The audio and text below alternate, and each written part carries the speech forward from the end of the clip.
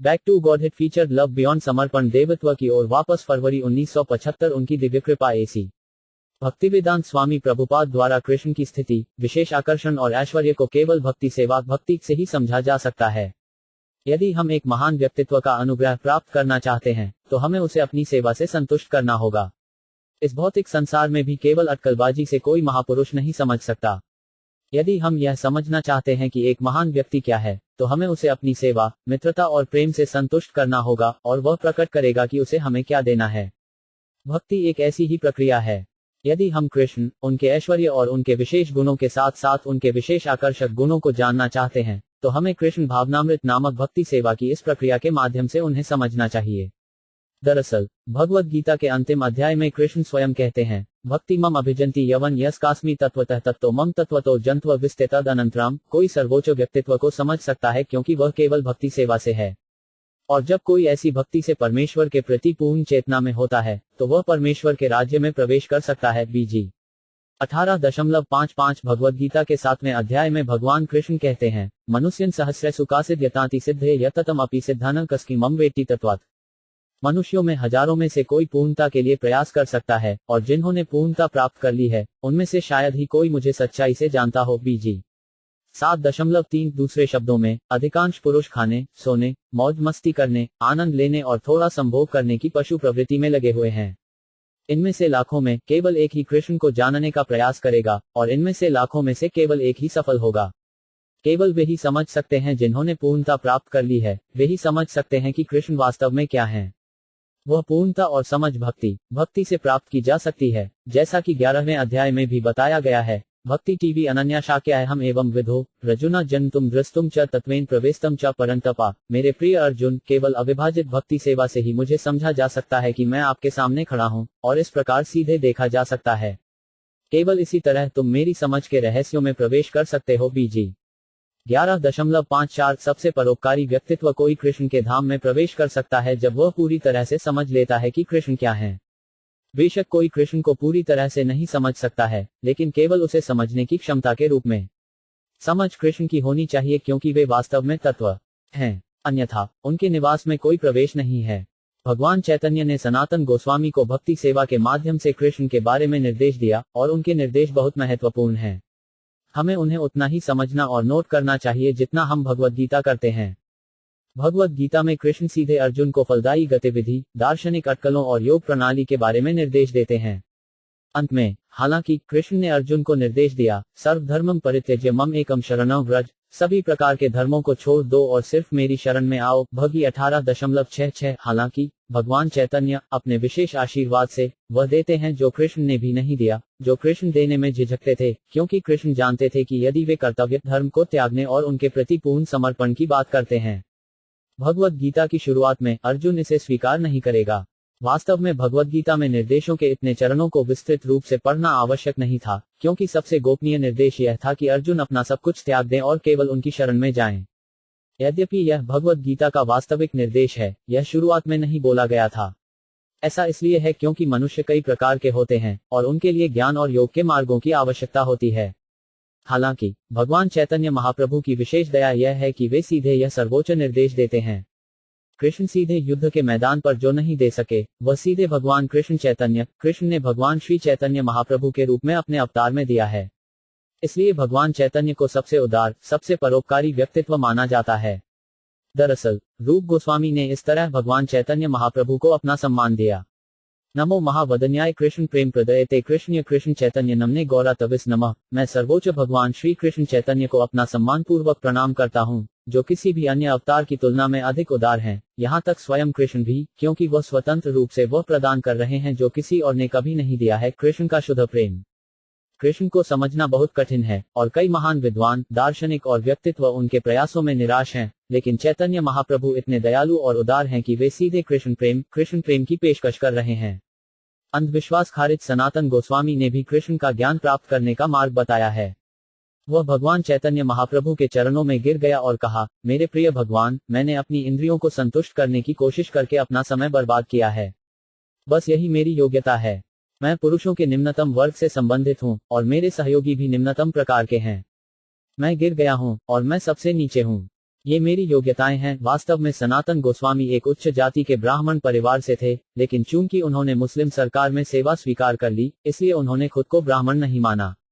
परंपरागत रूप से ब्राह्मण कभी भी किसी भी प्रकार की सेवा को स्वीकार नहीं करेंगे, वे पहले भूखे मरेंगे। क्योंकि रूपा और सनातन गोस्वामी ने सेवा स्वीकार कर ली थी, उन्हें ब्राह्मण समुदाय से बाहर माना जाता था। हालांकि उस समय की सामाजिक परिस्थितियां बहुत सख्त थीं, फिर भी चैतन्य महाप्रभु ने सनातन गोस्वामी और रूप गोस्वामी को स्वीकार किया।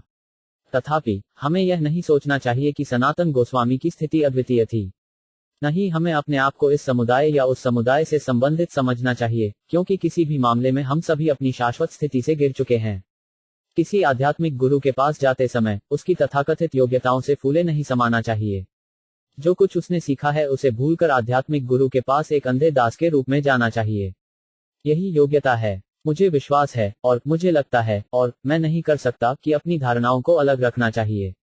इस प्रकार सनातन गोस्वामी संकेत कर रहे हैं कि क्योंकि वह केवल खाने, सोने, संभोग और बचाव की पशु प्रवृत्ति में लीन है, क्योंकि वह अपनी शाश्वत स्थिति से गिर गया है, क्योंकि वह बहिष्कृत है और उसका जुड़ाव कम है, और क्योंकि उसने अपना समय बर्बाद किया है, वह नहीं जानता कि वास्तव में उसके लिए क्या फायदेमंद है। यह उनका कथन है, हालांकि वे बहुत कुलीन थे और संस्कृत के विद्वान थे। यह झूठी नम्रता का मामला नहीं है, क्योंकि सनातन गोस्वामी एक भक्त थे, और जब तक उसे वास्तव में ऐसा कुछ महसूस नहीं होता, वह ऐसा नहीं कहता। हालांकि सनातन गोस्वामी को पंडित कहा जाता था, लेकिन उन्हें ऐसा नहीं लगा कि वे इस उपाधि के योग्य हैं, क्योंकि वे जीवन के लक्ष्य को नहीं जानते थे। हमारा स्वभाव है कि हम भले ही नंबर 1 हो, लेकिन अगर कोई हमें विद्वान कहकर संबोधित करता है तो हम उसे स्वीकार करते हैं। यह हमारा भ्रम है। हम कभी भी अपने आप को मूर्ख के रूप में स्वीकार नहीं करते हैं, लेकिन सोचते हैं, मुझसे बड़ा कौन हो सकता है? मैं अपने लिए सोच सकता हूँ। आध्यात्मिक गुरु की क्या आवश्यकता है?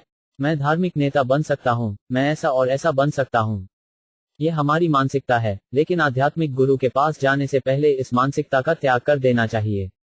पहले व्यक्ति को एक आध्यात्मिक गुरु का चयन करना चाहिए, और इसके लिए कुछ ज्ञान की आवश्यकता होती है, और फिर जब किसी को यकीन हो जाता है कि आध्यात्मिक गुरु प्रामाणिक है, तो उसे अपने आप को विनम्र रूप से अर्पित करना चाहिए। जब सनातन गोस्वामी पहली बार भगवान चैतन्य महाप्रभु से मिले, तो उन्होंने आत्मसमर्पण नहीं किया, लेकिन उन्हें सुनने के बाद उन्हें अपने संदेश की महानता का एहसास हुआ और फिर उन्होंने खुद को प्रस्तुत किया। यह तब प्रक्रिया है। अंधविश्वास का कोई सवाल ही नहीं है। भक्ति के माध्यम से ज्ञान। पूरे भगवत गीता में कृष्ण ने उन्हें सत्य में समझने के महत्व पर जोर दिया है, और यह भगवान चैतन्य महाप्रभु हैं जो प्रेम और भक्ति की प्रक्रिया के माध्यम से कृष्ण के इस ज्ञान को प्रदान करते हैं।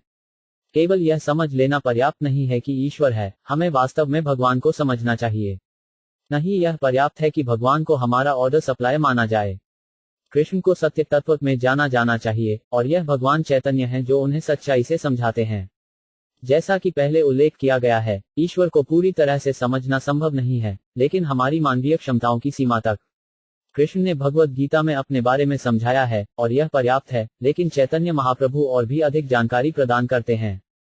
जीव की सभी गतिविधियों में से कृष्ण भोक्ता और स्वामी दोनों हैं, लेकिन जो लोग इसके बारे में नहीं जानते हैं, वे उनके साथ अपने सच्चे संबंध से नीचे गिर जाते हैं। अहम ही सर्वयज्ञ भोक्ता का प्रभु एव का न तु मम अभिजनन्ति तत्वातस्यवन्ति ते। मैं एकमात्र भोक्ता और बलिदान का एकमात्र उद्देश्य हूँ। जो मेरे सच्चे दिव्य स्वभाव को नहीं पहचानते, वे नीचे गिर जाते हैं। बीजी 9.24 भगवत गीता में हम पाते हैं कि कृष्ण कहते हैं, बस मेरी शरण में जाओ और मैं तुम्हें पूरी सुरक्षा दूंगा। भगवान चैतन्य एक भक्त की भूमिका में स्वयं कृष्ण के रूप में उनकी व्याख्या में आगे बढ़ते हैं। वह समर्पण की सलाह देता है, लेकिन साथ ही वह समर्पण के बाद की गतिविधियों की व्याख्या करता है।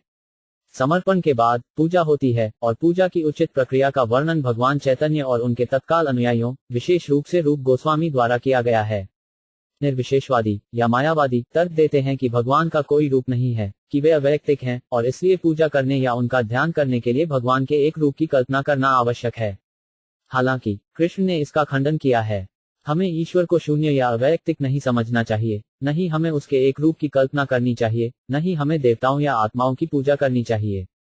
यह सब भगवत गीता में हतोत्साहित किया गया है। यंति देवा व्रत देवन पितृन यंति पितृव्रत भूतनी यंति भूतेज यंति मध्यजनो पीमम। जो देवताओं की पूजा करते हैं वे देवताओं के बीच जन्म लेंगे, जो भूतों और आत्माओं की पूजा करते हैं वे ऐसे प्राणियों के बीच जन्म लेंगे, जो पितरों की उपासना करते हैं वे पितरों के पास जाते हैं, और मेरे उपासक मेरे साथ रहेंगे। बीजी 9.25 भौतिक ब्रह्मांड से परे हमारे पास कार्रवाई की स्वतंत्रता है, और परमेश्वर हमें परिणाम देता है जो कुछ भी हम चाहते हैं।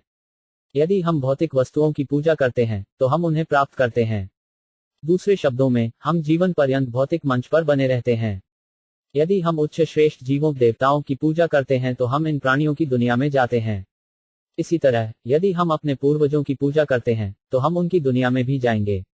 और अगर हम उस ग्रह पर जाना चाहते हैं जहां कृष्ण रहते हैं, जिसे गोलोक वृंदावन के नाम से जाना जाता है, हमें कृष्ण की पूजा करनी होगी।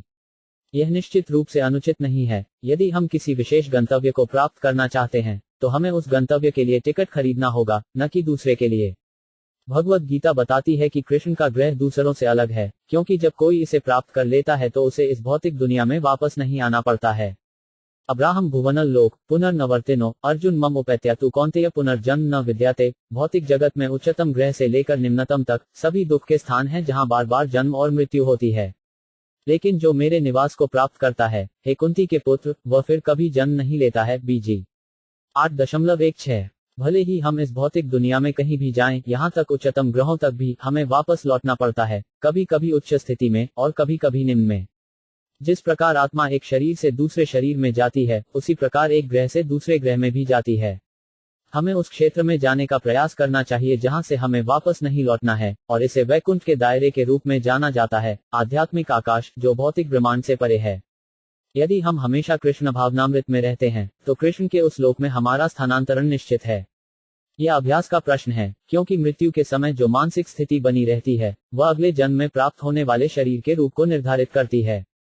जिस तरह हमें एक साधारण स्कूल में परीक्षाओं की तैयारी करनी होती है, उसी तरह हमें मृत्यु के नाम से जानी जाने वाली परीक्षा की भी तैयारी करनी होती है।